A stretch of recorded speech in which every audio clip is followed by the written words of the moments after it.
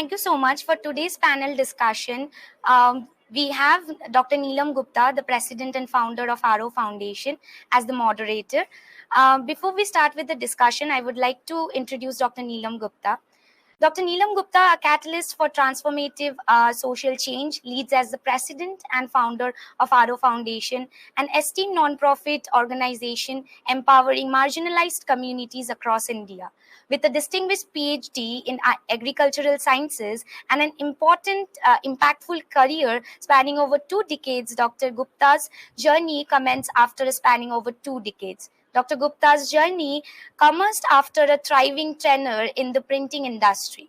In 2001, ignited by her resilient commitment to effect positive change, she established AROH Foundation, championing education, skill development, sustainable livelihood, health, and sanitation. Through her holistic approach, AROH has touched the lives of over 10 lakh individuals, bridging societal gaps while earning national and international acclaims. Dr. Gupta acclaimed her compassionate, hands-on approach, ethical values, and innovative use of technologies for transparency in a beacon of transformation, aligning AROH's endeavors with the United Nations Sustainable Development Goal and propelling a brighter future for India.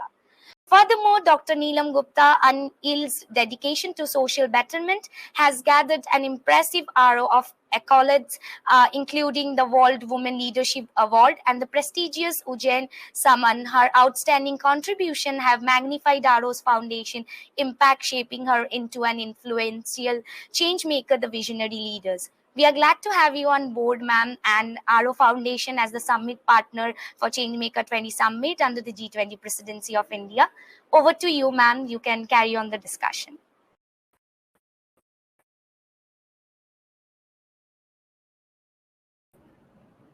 Thank you so much, Manisha. A very, very warm welcome. Namaste from India to all our audience and to all my distinguished panelists. So you have left for me to introduce my panelists. Right now, I'll just give a one-liner for them, and as and when their turn comes, then I'll be giving a more elaborate, introduction of them, because they are all very, very distinguished and highly acclaimed professionals that we have here today. We have here Gayatri, who's the one of the leading country experts on CSR, in India. She wears many hats, but we'll talk about that later. Then we have Dr. Romira Roy, who's the founder and chairperson of SEED, which is a very reputed NGO, national NGO in India. We have Nikhil Pant here, who's the former chief program executive of IACA and now running his own NGO. Then we have with us Rashmi Khare, who's the founder of Language Beyond, which is a one-stop solution for all language learning in India. So we have a very distinguished panel, and I hope the panel is really an expert panel on taking on a very, very critical and crucial subject like education, quality, education for all, and quality education for all, the way we have progressed. And this has been a national concern since the time of independence, when our literacy rate was, I think, mere about 12% or so, and now around 75%, which has been reported in the latest data. So no doubt we have come a long, long way since independence. But the last lap now, where now 2023, 2030, when we want to achieve the goals of education for all and quality education for all, this last lap from 75 to achieving the target seems to be the most difficult part. This going up higher is really very, very tough. Not only for India, I guess it's for all the nations.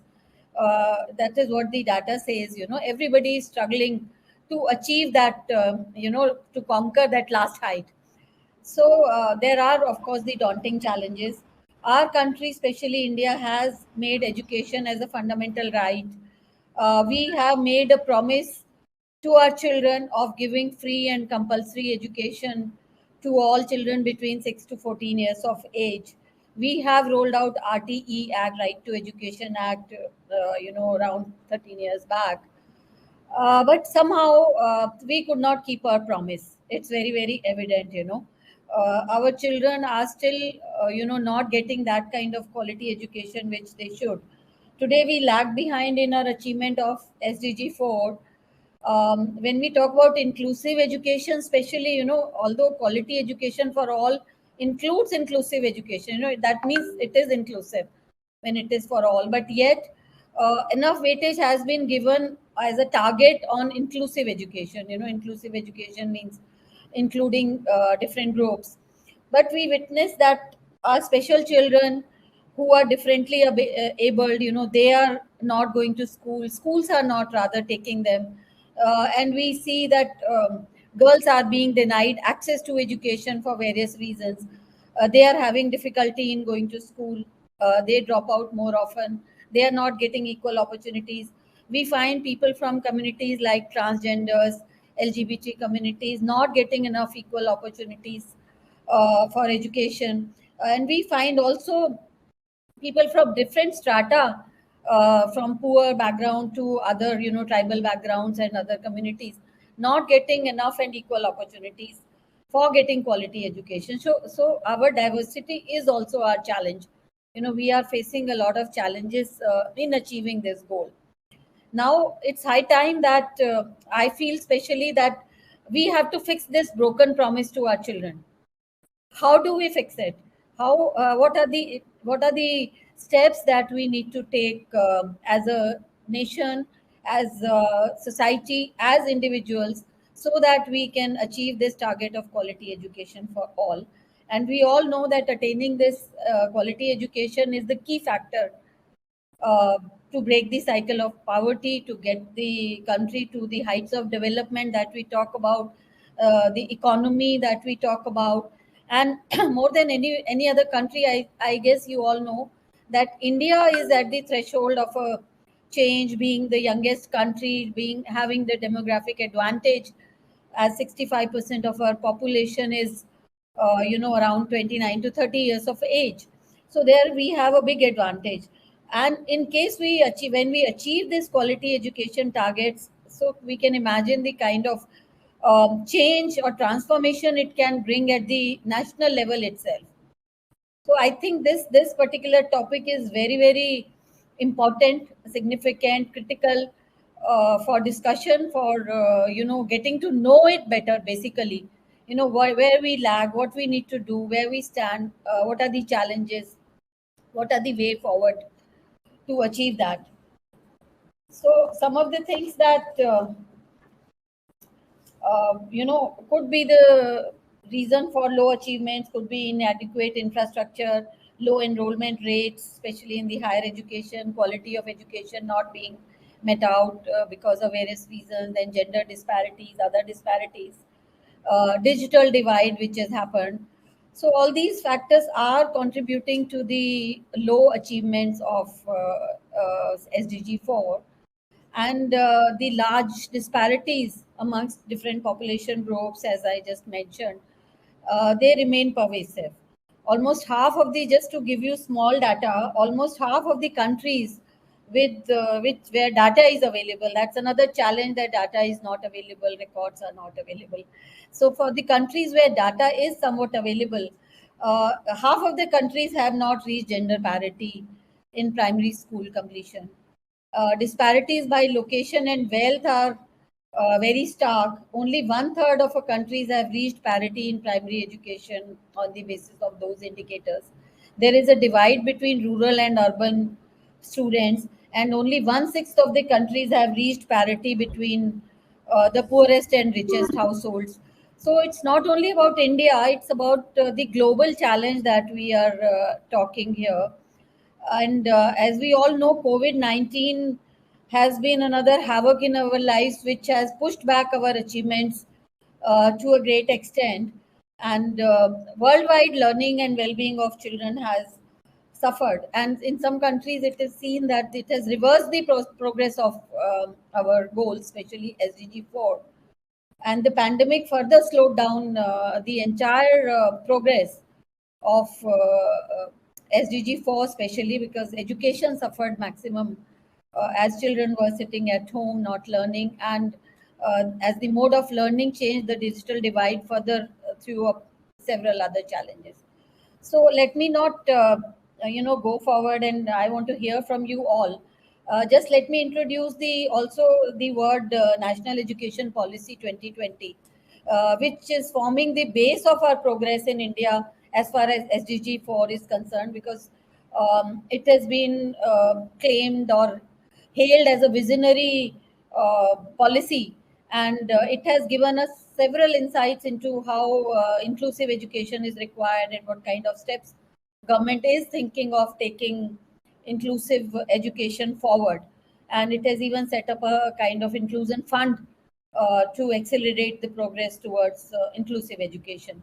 So I'll be basing a lot of discussions and asking you for incorporating those NEP NEP mandates or NEP provisions also in your discussions. So let me begin my discussion. I think I should start with Gayatri. Gayatri, as I told you, she's one of the leading experts of CSR in the country. She has been an integral part of, evolution of CSR law, the new legislation that India has, probably the only country to have this legislation. She's an expert in developing innovative strategies, interventions, opportunities, and gaps for ensuring effective policy change in the CSR activities that our corporates are doing, and also of legislative requirements. Gayatri presently is the director of two Section 8 companies, and she's contributing immensely through her companies. She has Association of Women in Business and International Center for Socially Responsible Businesses. Gayatri has been awarded several prestigious awards like Women Leadership Award by World Women in 2016, Women Super Achiever Award by World Women Leadership Congress, and Exceptional Women of Excellence Award by the Women Economic Forum in 2019. And she has been a author, a very highly acclaimed orator and speaker, and I mean she wears so many hats, and one can look up her profile for many more details on her. So Gayatri, I think we can start with you. As you know, females make up at least half of the half of each of the four socio-economical disadvantaged groups designated within the NEP 2020, and it has taken into consideration all these groups. Our policy, our education system, in order to be inclusive and equitable, has to provide for all girl students irrespective of age, caste, ethnicity, etc. Then education is the only tool for achieving economic progress. Though we have enhanced, as I was talking, that achieving our targets, we are closing and inching closer to the targets in the country. We have a school at every 1 kilometer of the country where girls can go and have access to education, but yet there have been challenges, and CSR has emerged as a game changer in bridging the gaps where government systems have been found inadequate. Can you throw some light on the role that CSR has played in promoting inclusive education, especially for girls, transgenders, etc., and other disadvantaged groups?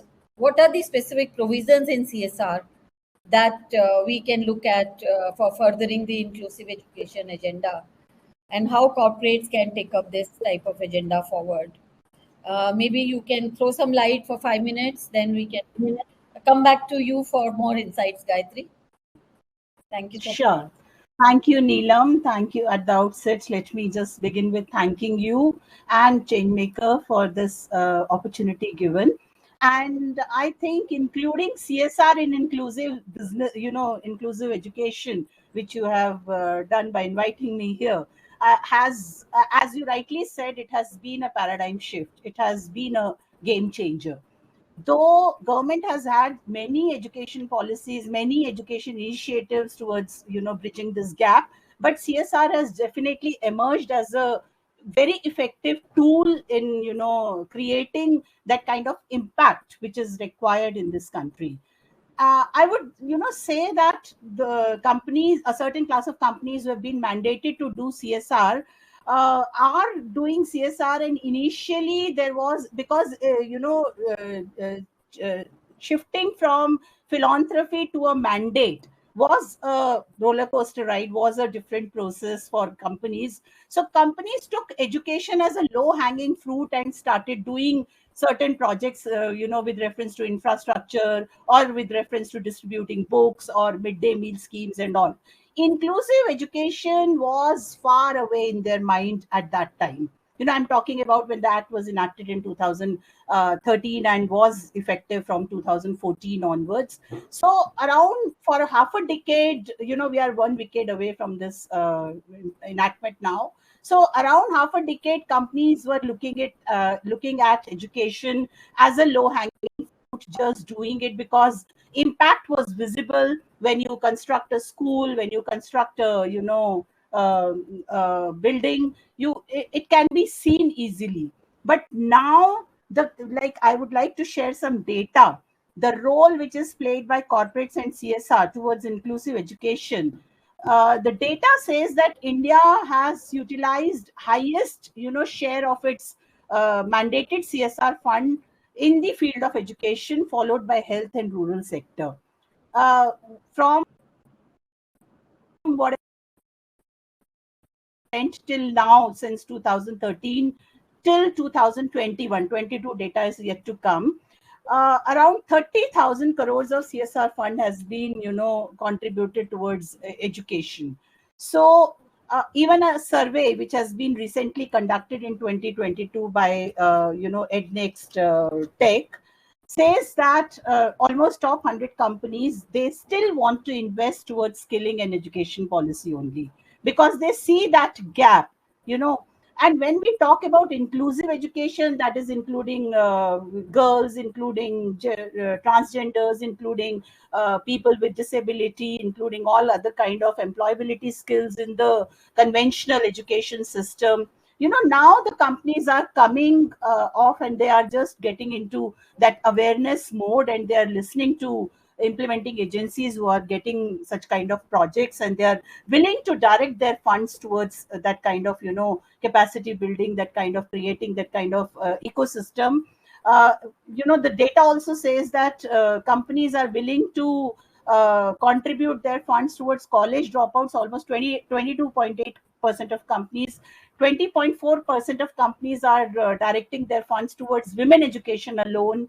18% of them are directing towards people with disability, and almost 45.8% are dedicated towards gender equality, women empowerment, old age homes, reducing inequalities, etc. So that's a very happy news. That's a very big step towards inclusive education, which is taken by companies. Now, certain class of companies are also mandated to do impact assessment. Some of the companies are doing voluntarily also. So when they actually see the impact of it, or even during the execution of project, they're able to reconsider all the aspects of project. So that gives them, opportunity to restructure or do the midterm course correction of the project, so that they can include all the aspects which to meet the challenges as described by you, that is inappropriate communication, inflexible school curriculum, or it may be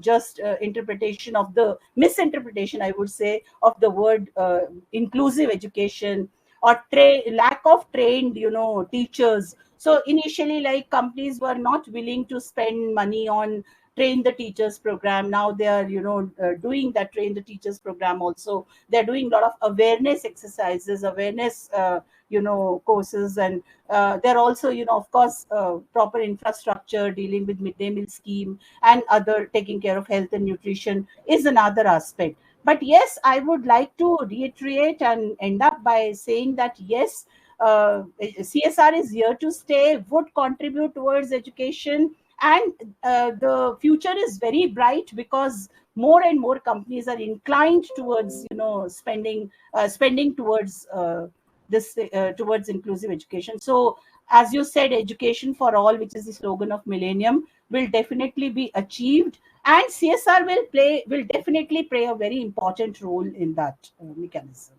So I would end it here and wait for your next Thank you question. so much, Gayatri. I think that was very hopeful and insightful, both because we get to know that there is a lot of things happening under CSR, which is a major, vehicle to bridge the gap as far as government efforts are concerned, and they are pitching in a big way. We all NGOs are seeing how we have been also working tirelessly with CSR funds to improve the status of education in India. And I hope very soon we'll see the major changes revealing themselves. It takes time to start a thing and then it finishes. So at the end of it, when it finishes, I think we'll all see the big change. That is. I'll just add up one liner more, that many companies have come up with their flagship Education. program also, Yes. like on inclusive education. Yes, so they are also getting very popular and Especially around impactful scholarships. nowadays. Yes. And also, Yes. I think early education. Early Yeah. education has been also a big game changer now, with CSR especially taking up, interventions in early education system.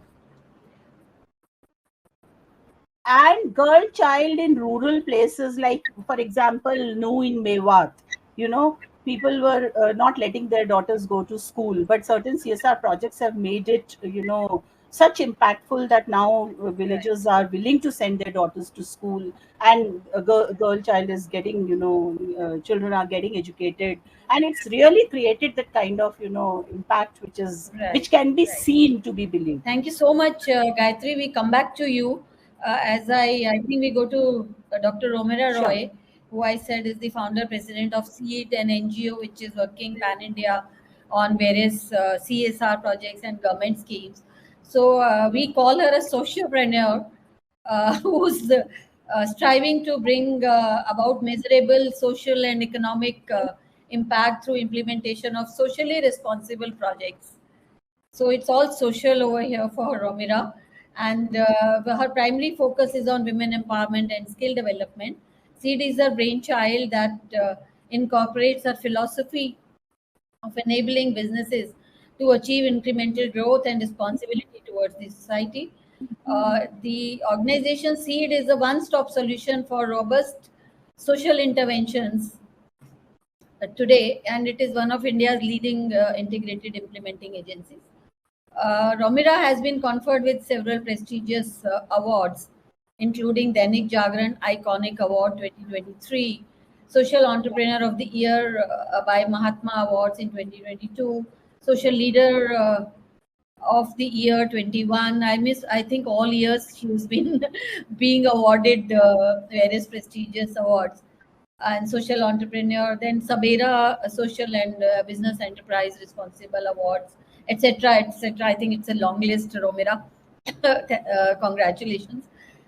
So, Romira, I think integration of children with special needs, if we can talk about that with you, if you can discuss, it is the integration in the mainstream education system has always been a major challenge, and we talk about it. There is a special effort by the government of India and Ministry of,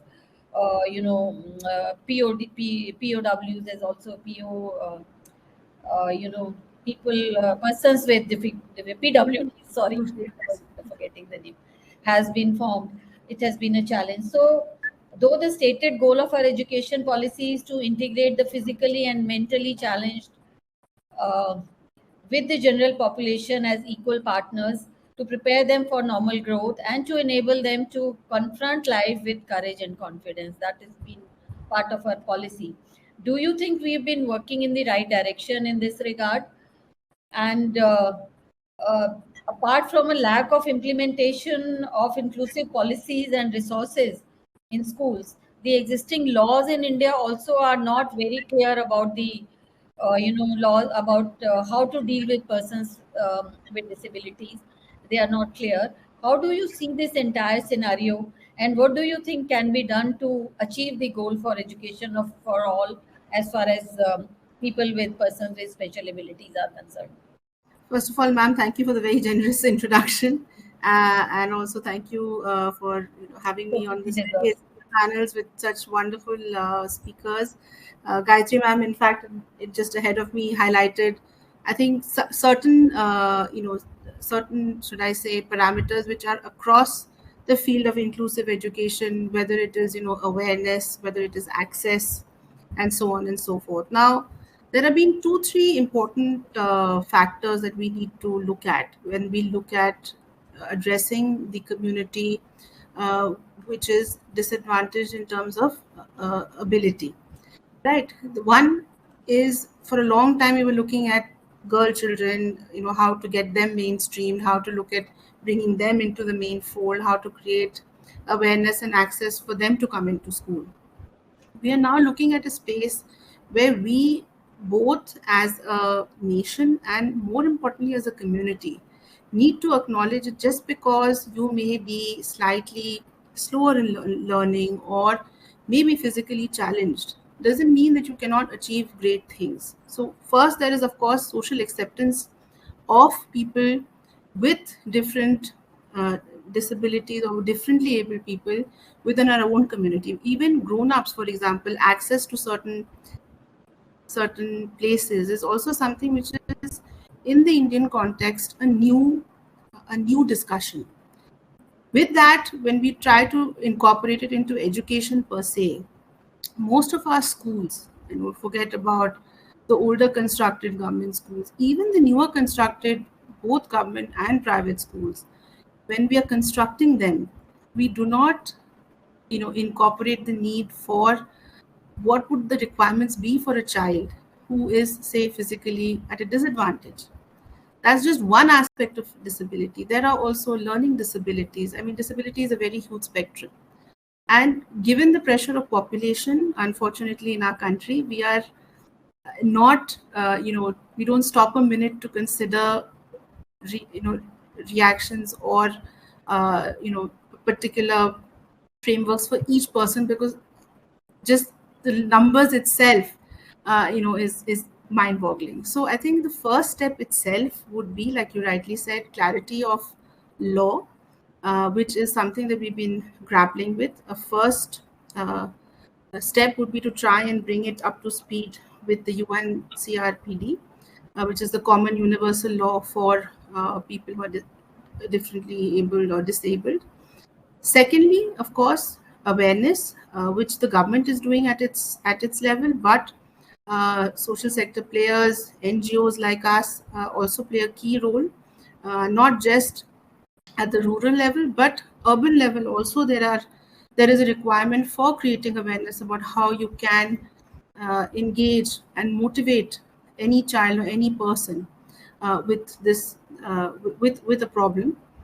Secondly, also trying to link the education, not just to education, access to education, but complete the circle by linking it to employability as well. So maybe more,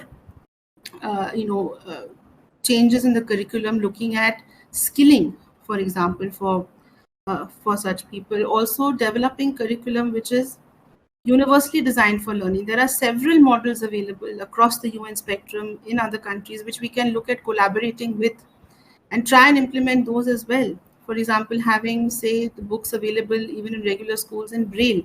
There are simple things to do. It's just that in the pressure of trying to accommodate various spectrums and various aspects, we overlook these sometimes. So yes, like you rightly said, 75% of our challenge of going from, say, 0 to 75% has taken us all this time. The last 25% is always the most difficult. Like they say, you can build the house in, say, 3 weeks, but completing it may take 3 years. So that's the part that we are at. And the smaller nuances, the smaller but important bits of this puzzle is where we need to concentrate. And that can happen only with a very efficient public-private partnership, something that we've seen happening more and more in the last 5 to 10 years, not just through CSR, but even the government having several committees, several advisories, taking in inputs from social sector partners in the policies that they're framing, which is also a first. We've not seen that previously. So I think small steps like this will help get about a larger change. Thank you. Thank you, Romira. I think you really aptly hit the nail on the head. I think where we need the change and how do we integrate our people with special abilities, which incidentally is a big number across the globe and even in India. They have not been getting a fair deal, which is not at all, their fault. So I think it is the duty of the entire nation and the civil society and the society to take them forward. And inclusive education policy also is very conducive now, and hopefully I'll come back to you to know more about this. We have Nikhil here with us.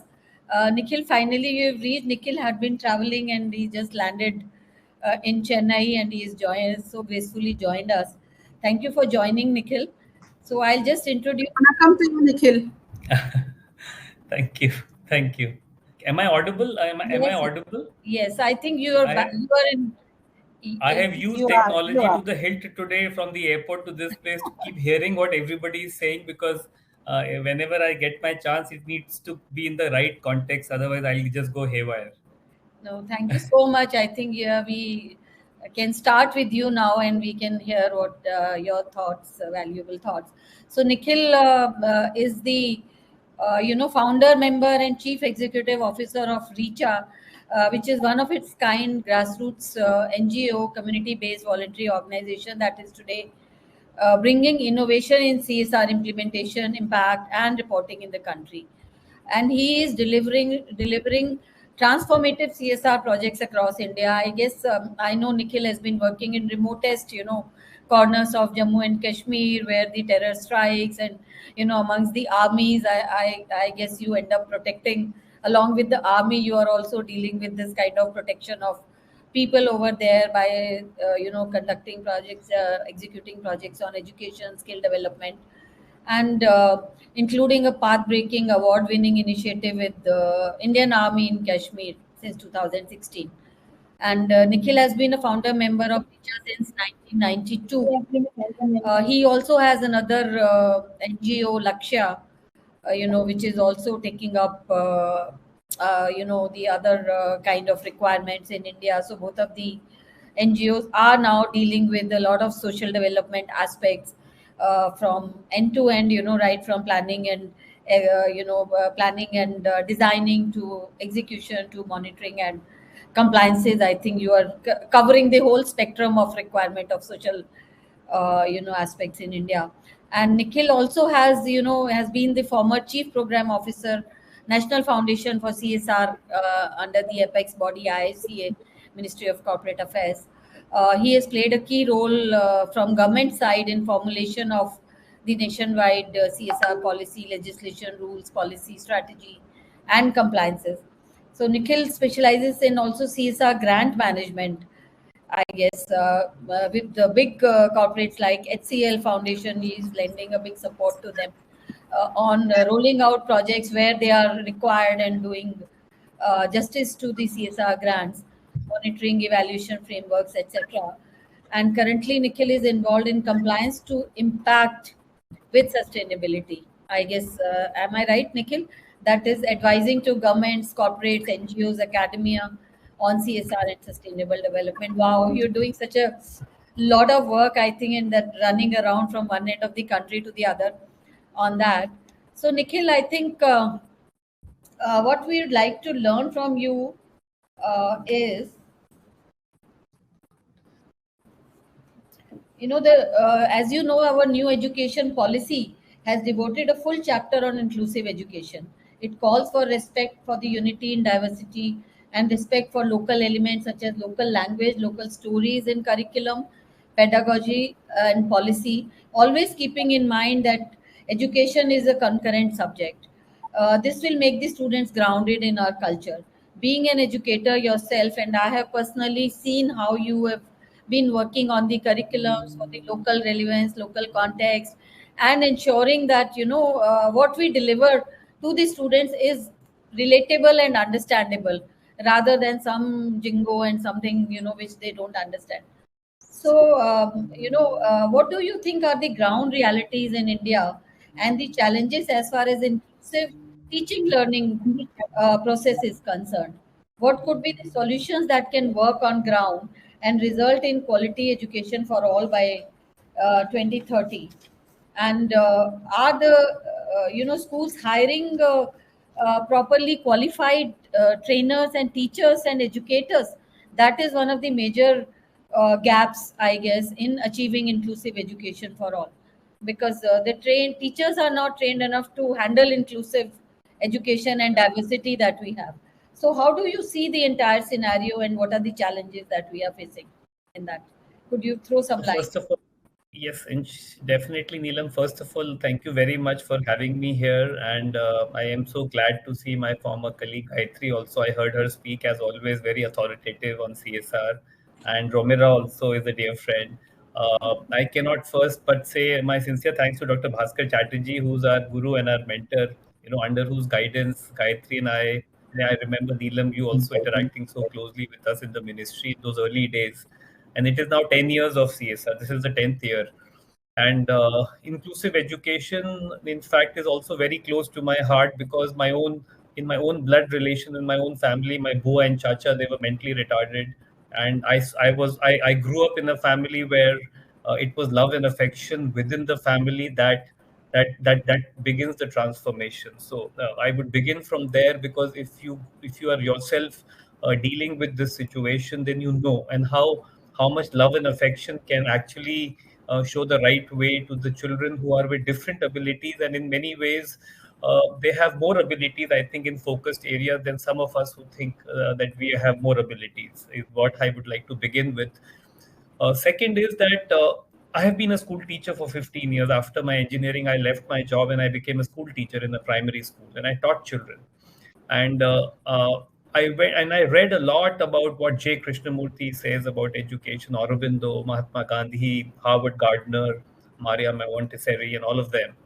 And what I feel is this, that I think we are at a cusp in many ways, because while we are doing the 10th year of the CSR piece, where CSR gives us that facility to invest, what I have seen is this, that just like NGOs need more capacity building on understanding the CSR framework, the teachers in the classroom are the key pieces, because the end goal is the child in the classroom. Every child is unique and every child is important. And when that classroom, so either you have classrooms with children who are all having different abilities. When we talk about different abilities, we often tend to feel and say that, because I've been a maths teacher and I've taught children from class 5 to class 10. So one classroom with 35 to 40 kids have got different learning abilities, which, as per Howard Gardner, if you see, there is kinesthetic, there is, by hearing, by auditory, by touch, etc., etc. But there could be children with different abilities also, somebody who cannot hear, somebody who cannot see. But these children are very focused and very perceptive. What I feel today in this 21st century, where NEP is talking about 21st century IT skills, we're talking about artificial intelligence, we are talking about chat GPT or whatever, augmented reality. I feel that technology has to be the game changer going forward in inclusive education. I remember when I was 10 years, 12 years ago, I was with the Tech Mahindra Foundation, and we were funding organizations like Saksham and some of the other who were doing digital talking books. Dipendra Minocha is a dear friend, and he's himself visually challenged, but a most amazing, brilliant person himself. He set up his own NGO to empower the visually challenged, and he was keen on technology. Today, after 10 years, and when CSR is, kind of thriving all across, I feel that local language, local context, as you rightly said, Neelam, is very critical. I think what we need to do through the NEP platform is to empower every teacher in every school with access to the right technology tools.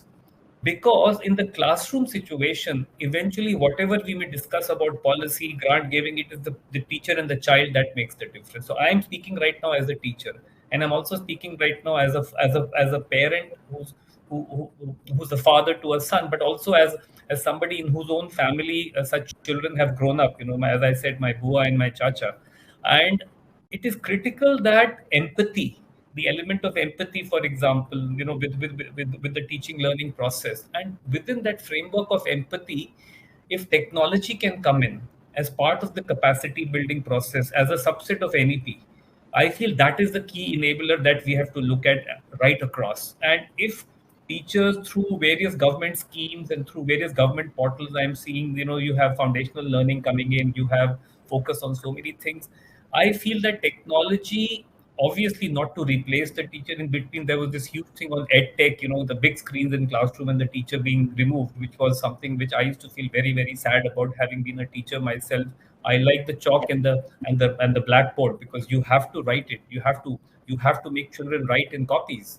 It cannot be virtual. Virtual or technology has to be an enabler. So when this topic of today, which I'm just reading once again, it is on inclusive education. And then if you're talking about inclusive education with the framework, inclusive education in India, challenges and way forward, the challenge is very palpable. The challenge is the diversity in the classroom. And my topic is right now, I'm going to speak only about the classroom, because it is the classroom which will give you the learning or which will not give you the learning.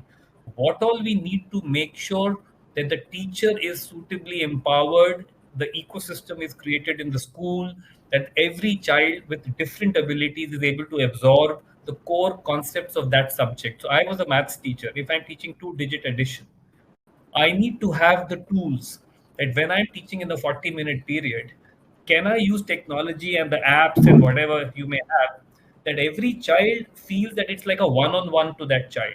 If technology can make it a one-on-one customization while the teacher is doing a one-off in the 40 minutes, and that can be reinforced through computer learning, through coding, through whatever, and we have systems at the back through policy and trainings and SCRT and NCRT and the national curriculum frameworks driving some of these things. We may do anything and everything. If we miss this piece, then the child will not learn. The child will not learn. And if I am a teacher and if I'm a parent, I want my child to learn. I want my child to have learning outcomes. And if my child is differently able, then the degree of difficulty goes a notch higher up. It is technology which is, because there is so much of digitization. UPI, the way UPI is working, if you see post COVID and a little before that, it has transformed. Can that kind of enablement be there for a teacher? I'm saying the ease with which I make a payment to a fruit vendor outside my house, the ease with which I do it to so many people in a day, can there be some way by which the teacher who's good in maths can use this UPI of maths to maybe do a one-on-one of core concepts of math with every child who may have some technology implement? Can we look at some of those innovative solutions? I think that is where inclusive education will yield the results in the scenario. And as Gayatri rightly pointed out, there's a huge amount of investment in education. If you see the spending over the last 8 to 10 years, we have to channelize that spending into innovative products and enablements for the teacher in the classroom teaching learning process. Neelam, is what I would like to end my initial conversation over here by saying, having been a teacher myself for 15 years, I've actually taught children. I've checked copies of every child. And if I'm checking copies, I should be able to get the same core concept answer from a visually challenged child, from a deaf and mute child, from an orthopedically affected child, like any other child. That is what I'm interacting with a lot of people in this space, and often they say that inclusive is difficult because let's have different schools for such children. Let's have different channels of skilling for these children, because it is very difficult for them to. But I keep saying that eventually in the world they will have to coexist. Eventually they have to coexist. So if we make them segregated in the classroom situation or in the skilling situation, then are we not heading for some clash when they all converge in the marketplace, in a job situation? They will fight with each other. So this is a very, very innovative topic, and I sincerely hope that all of us who are into policy, or you run an amazing organization, Neelam. I've traveled so many places to train teachers in your programs. It is critical that also, as we do these remote programs, can we enable that every teacher, and maybe through NGOs like yours and so many of ours, we can have those teacher assistants, whom we first enable with these tools, and then who can then be the add-ons to support the government system, because that is where the scale is, that is where the numbers is. So I would like to end at this point and would look forward to any queries or suggestions. You're on mute, Neelam. Yeah, thank you so much, Nikhil, for sharing those insights. Very rightly, I think technology can be our savior in this very challenging aspect of teaching learning. And not only children with special abilities, I would say children with normal abilities are also diverse. From zero to, the scale of learning, the grasp, the learning ability, the how one child learns. Every child is different. So a teacher has a big task and a very challenging task, basically, to teach every child, to give quality education to every child in Absolutely. one single space, where 30 children or 50 children are huddled together. And remember, Neelam, that teacher in the school, if you find, I've done a time audit in a year, the number of effective hours of teaching learning are very minimal because Yes, of the loading on the teacher. So exactly. I don't know, I'm not saying technology is the solution, only solution, but But technology, I if it think is a solution, it has to help us somewhere. it can be a big aid to achieve, some kind of parity, because the Yes. children with lower understanding, or children with lower learning ability, can take help of technology more at And home. also, Neelam, let me add over here one thing. Today we are saying, Microsoft is saying AI will transform the next 10 years. No, Microsoft will make billions and trillions of dollars from it, and Yes, other that's companies what also will, and they should. I am saying, likewise, why can't we educationists say that in the next 10 years, AI and this technology can change the face of education, where every child can learn good maths and science in the school level? We have to do it. When I'm teaching the youth skilling in Jammu and in Kashmir, Baramulla, and Kupwara, I am finding it so difficult for a class 12 pass out to learn any skill in retail or hospitality, because in class K to 12 they have had very minimal education. The base is hardly there. yes. So what are you going to build upon? And if some of these children are from differently abled background, then it becomes so much more difficult. No, it's a very interesting topic also, to discuss, because there's so much to it. And also I feel that children with different abilities, and also children may not need to learn the same thing that we are teaching. One child can learn something else, other child can learn something else. We are putting them Yeah. all together in one room and trying to teach them one and the same thing. Maybe that forward they might need something else in their Absolutely. lives. So I do not know. Diversity in curriculum and teaching learning also may be required, with diverse groups. So let me just now move on to Resham Khare. So Resham is the founder of Language Beyond, which is a one-stop solution for learning for all. She laid the foundation of Language Beyond with one sole objective: to make languages not just accessible but also fun to learn.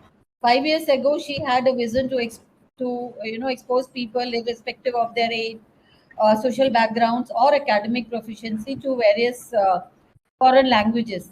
Rashmi has done her French honors and is deeply passionate about providing people with the medium where they can explore various languages. And Language Beyond covers all major languages. Some of them could be French, German, Spanish, Japanese, Mandarin. And learning foreign language can be intimidating, as Risham says.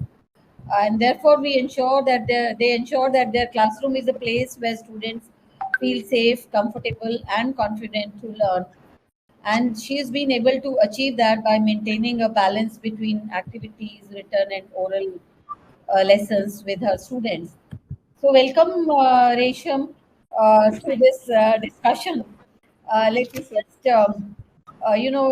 we would go with languages, your opinion on language learning. One of the key educational reforms under NEP 2020, if you are familiar with that, has been the adoption of local or regional languages as the medium of instruction, and the NEP laid stress on that. It assures that language is no longer a barrier for kids. There is enough research and evidence also to prove that children, if they are taught in their own vernacular or mother tongue, then particularly in the foundation years, say from 3 to 8 years, their cognitive abilities become better, and their retention is higher, and they get higher proficiencies and lesser repetition in grades. So this has been it is also seen that their scores are better, their learning achievements are impact is better. So how far this has taken roots as per your experience when you are working with children? People still want English medium. You know, if you go to cities, every person, even if it's a laborer, if it's a driver, or even at the lower class, they would like to put their children into English medium schools for education of their kids. So how do you think this local language learning can improve the quality, and how we can promote the local language learning as NEP suggests? What is your experience in this? If you could share your thoughts. Thank you so much, ma'am, for this opportunity. Now, according to me, I am into this field for the past 10 years. I started language beyond 5 years ago. But as much as I've seen, nobody wanted to learn local languages. I was in France, people were very stubborn that they would only talk in their mother tongue, which is French. Even if they knew English, nobody would talk in English because that is how it is supposed to be. In India, now I was the head of department for a very good school. Everybody was like, ma'am, he's not talking in English. We talk in English with him at home, but there's no reward from the child. My only thing is, why do you have to talk to your children in English at home when you can talk to them in their mother tongue? Everybody wants to learn English, which is okay. It is a necessity, but we do not have to completely lose touch with our mother tongues. It is definitely needed to learn a local language in order to survive and have a better exposure to the things that is happening around us. Now, post NEP implementation, CBSE started with third language as Marathi, or the state language, compulsory. CBSE made a state language compulsory as the third language. Post that, I see, yes, people do want to learn local languages. People do want to learn regional languages because it is made compulsory by the government. Even now, we hardly see people who say that, we want our child to learn the mother tongue, or we want our child to learn how to write or speak any regional language. 90% of the crowd always comes up with English or any foreign language. Now we have people who are not exposed to all of this. Now there are people who come who are less advantaged. For example, people who are there in rural areas, or people who are first generation learners. For them, it is going to be a boom if we start teaching in local languages. They will get an equal opportunity to be exposed to what is happening around the world, to have an equal opportunity and have a stable career ahead. So I feel it is very important that the government has to still take very firm steps to implement teaching in local languages everywhere. Now they have started implementing it, like CBSE. People have started learning languages. I can see it myself. Then the exams conducted like Bar Council exam, which is for law. Now they have started keeping the question paper in local languages. So students do have this option to appear for the exam in local languages, which is again a very big thing, which is a good thing. Now everybody has the chance. Language is not a barrier there in that case. Then All India Education for Technical Education, All India Council for Technical Education, they have started introducing their courses in local languages, which is again a very good thing. It is totally okay. There are children who were not able to complete their primary or secondary education, but now if they're working, they have this opportunity to learn, afterwards through their local language medium. So that is a very good thing. Now, when we come to the challenges that we are facing when we are implementing local languages as a learning tool, still now English and other languages. I would specify foreign languages because we do see schools have introduced foreign languages, which is a good thing. I am also a foreign language trainer, but I very strongly believe we should know at least two regional languages. We should know how to write, how to speak with the localites. It is very important. We don't have to leave our culture behind and accept somebody else's culture. We have to, be proud of it. Now, the government has every resource material in English, but I feel India has many languages and many dialects. So the government the people needs to, they need to form proper resource materials in all the languages so that the students can have proper access to it, and whatever they are learning from it is in the correct form. The second challenge that we would face, or we are facing post NEP, is getting trainers or teachers who speak in those local languages. In India, we don't speak one regional language or one local language. Every state has its own language. Getting speakers or getting teachers who have a very good command over that language, it's a need of an hour right now. And then the second thing would be, making sure that every state has teachers, or at least minimum number of teachers who can speak local languages. If Kerala, then we need not only Malayalam teachers, we need all the teachers. We need Punjabi, Urdu, Sindhi, Marathi.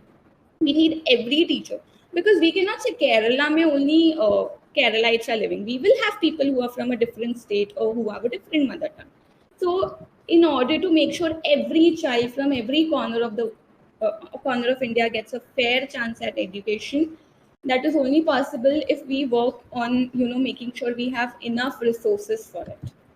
So that is one thing. The third would be, what I have seen is, with local languages, we have to make sure we have a better standard of evaluation.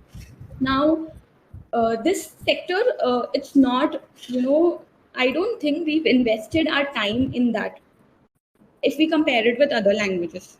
So we have to make sure we have proper evaluation, we have proper resources which can help in return evaluate the students in a better way.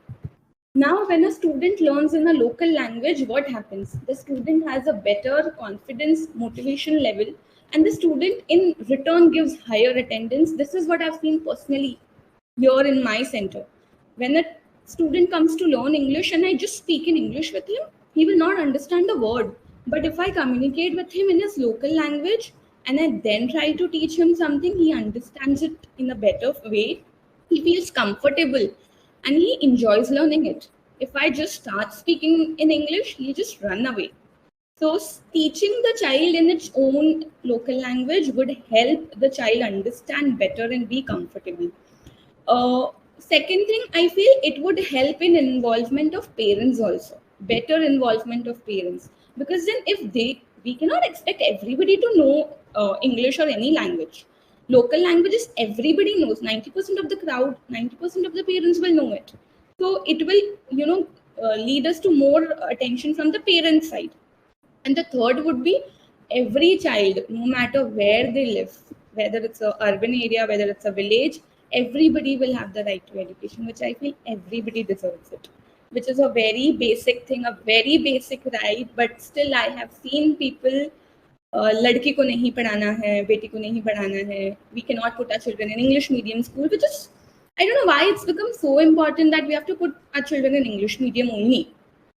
I don't even see, I live in Mumbai, I don't see any Marathi medium schools around now. Initially, when I was a kid, I did see, but now it's gone. So that all has to come back. We are moving ahead in our lives, which is good, which is very good. We need to, match with the world, but we cannot leave our roots, our culture behind. And I feel with this, with we increasing the use of local languages, we will see a lot of, we'll see the rise in education.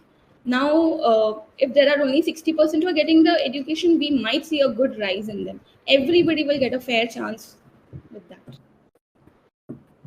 Yeah. Thank you, Resham, for sharing your thoughts. And I guess the task is so vast and so intimidating, the way we are talking about diversity of languages, diversity of locations, regions. Getting so many teachers for each group and and proficient teachers, I think we don't have even adequate teachers to teach the normal languages. I do not know how we are going to get all those kind of teachers that you are. We do get. I started with regional languages in Language Beyond. I have people who want to learn Urdu, who want to learn Gujarati. Just now, before this session, I was looking out for Gujarati and Telugu translators, and I did find motivate them to be teachers in a village school. It is a task. It is a task. Thing. Definitely. So I guess, as Nikhil was saying, I feel technology can come to our rescue. you can have AI, intervening and trying to translate and transcribe whatever is being said, and then the children can learn. I hope it won't be. It will be very soon that we'll be seeing that kind of transformation. There are already apps Already like there are this, which apps. are learning, like for example Duolingo, etc., which are Yeah, started with and Hindi. also They I are think getting more various and more. types of those equipment is available in the classroom, which they can feed with the particular curriculum or language or content, whatever they have to do, and teacher can be just the facilitator, so that children can learn from the uh, We need to make that environment. Children will definitely follow us. yeah. They are not So that difficult. We make creation of that environment is very, very important. So we have about 10 minutes left. I think we can quickly go back to each one of our, very distinguished panelists, and they have so much of knowledge. Actually, we can go on and on with them sharing their thoughts. So if we can have one main challenge in your opinion and one way forward, just one, what is the major challenge and what is the way forward for to meet that or to combat that major challenge in your opinion? I think we can then wrap up on that question. So Gayatri, I think we can start with you, the major challenge and the major way forward for that challenge that you're talking about. Okay. As far as CSR is concerned, the major challenge is not interpreting the word inclusion properly. Companies still see it from conventional point of, because it is not their work. Social initiative is not Right. companies' forte. It is to do with their profit-making venture. So the word inclusive has to be, interpreted properly, and there has to be a robust practical action plan, which would, with the hard data, because data is also not there. So I think an integration of implementing agencies and corporates, while implementing agencies like yours and others explaining corporates how to go about it, making them aware, sensitizing them about the issue, and creating a full-fledged end-to-end CSR project, with all the specific ingredients in it, will be the solution. Presenting it to corporates and explaining them about the impact it is going to. And I think that action plan should, give the solution to this problem. And as I said, education for all, and education is something which corporates are already looking up to. So this is something which can be done, Yeah, is so optional. data and benchmarking, I guess that is what you're talking So, about, which is obviously missing from. Obviously, it is absolutely. missing, and we don't even know where we stand actually, and nobody in the world knows as far as education for all or inclusive education is concerned. Nobody can give exact figures. Yes, so Data should and be our benchmarking. key action areas. That first, let us know where we stand, then we can talk about doing Absolutely. something, Absolutely. right? And Yes. Romira, I Yes. think Yes. let's hear from you. Absolutely. Absolutely. So I think one, of course, clear and enforceable laws. I think there's still a lot of gray areas around the laws that we have around education for persons with disabilities. Some kind of, again, benchmarking of those laws with the existing UN standards. Uh, and I'll say two other things. One, of course, is to train our teachers, especially in their, and because you see, every teacher is also stressed. If you look at it from a teacher's perspective, the ratio is 1:40 on an Yeah. average. So, expecting them to be doing everything for our children is also a huge task. And also sometimes I feel unfair on the teachers themselves. How much the teachers themselves are capable of in times of COVID, one suddenly became acutely aware about how little even teachers in very good schools were with technology. They were really struggling. So, something around assistive, access to assistive technologies, both for teachers as well as even for parents, how they can access these themselves and not just put the burden entirely on the teachers. I think these are the 2 points that I'd like to end with. Yeah, and also Romira, don't you think that the teachers are highly underpaid, especially in India? If you look at the Extremely, salary extremely of not teachers extremely in underpaid, and I certified think that is Finland or Swedish countries or even European countries, American countries, Not only are they extremely underpaid, it is also a thank. How will they be motivated to teach? They are not only underpaid, but they are also deeply disrespected. I feel. Disrespected. So I think. Yes. So the respect, even when we were growing up, that we had for our teachers, very frankly, it doesn't exist today. Yeah. Not only between the students, but us as parents also disrespect some of the teachers that teach our own children. So I think that is something that we need to introspect.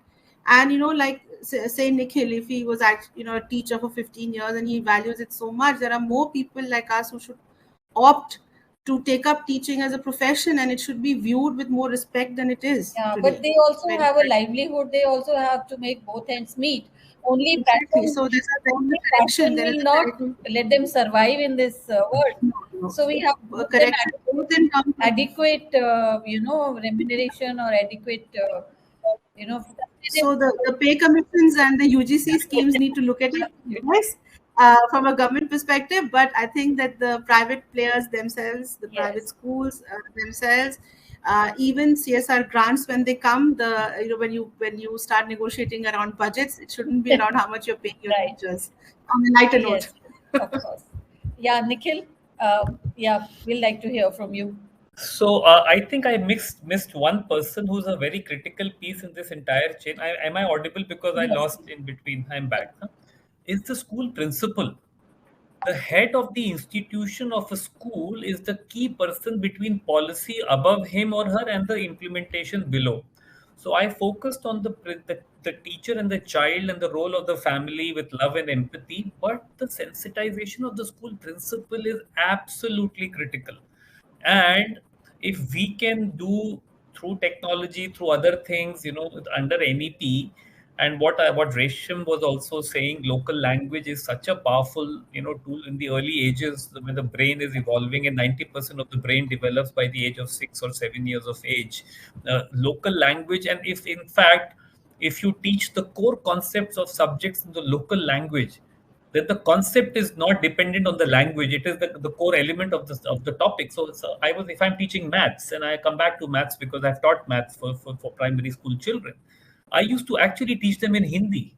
बहुत से बच्चे जो थे वो गांव के होते थे. Even in a school in Delhi, I would actually speak in Hindi. And again, as Resham was saying, I was asked by other school teachers in the same school, why are you not speaking in English? How will these children learn English if you speak in Hindi with them? I said, ma'am and sir, let the child get the concept. Concept is language neutral. Concept is not dependent on the language. It is dependent on the mother tongue and where the child can get the core concept. So if some of these things are understood by the head of the institution, Neelam, and everybody here, and then it percolates down, and it has to percolate into the lesson plans that the principal does with the teacher. The lesson plan is the next critical piece. So I'm just mentioning the key pieces that are required and that need to be embedded when the teacher is going into the classroom for those 40-35 minutes, as to how that transaction impact can be maximized to take care of the inclusive element and all learning abilities, I should say. And when we are using the word inclusive, maybe we should also say inclusive of all learning abilities, and not just meaning boys and girls or deaf and mute and visually challenged and orthopedic. This inclusion should mean all learning abilities, I would say, because somebody who's absolutely looking normal in every sense of the biological term may be learning better by feeling, by feel. So you have those Bala methods in school, with learning of maths through Bala. So they want to learn through architecture in the school. So get that done. So all of these decisions are critical from the head of the institution, I feel. So I would like to end by saying that we must not miss this piece, because this piece is the fulcrum between the policy and the ground reality. Yeah, so a lot of it also depends on the head of the institution, as rightly Nikhil is saying. But the head also is sometimes, they say we are bound by the policies, funds are not available. How do we make the even if they want to do Bala paintings, which thankfully CSR is doing in a lot of states now. In fact, that is where CSR can come in. What Gayatri was also mentioning in the beginning. This is where an innovative principal who has to compulsorily comply to the bosses can have some freedom of choice by bringing in CSR, which is within his or her compliance, but also allowing innovation at his level to take decisions for change. Yeah, and sometimes very low cost innovations. Yes. It doesn't, really cost anything. Can be done. Children can themselves paint. Some writer children can paint. We have to adopt some things which are not cost intensive, but they are effective. So those tools have to. Absolutely. They are out of box. Out of box. Also very important for a country like India, especially in each local context. You find something, do something nice, and we see a lot of examples in that space. Many examples. Yeah. So, on that note, I think we've had a very wonderful, fruitful discussion and a lot of takeaways from this discussion, I think. So, thank you so much, all of you, for sharing your thoughts. It has been a lovely panel and a lovely discussion. Thank you so much. I think we close here.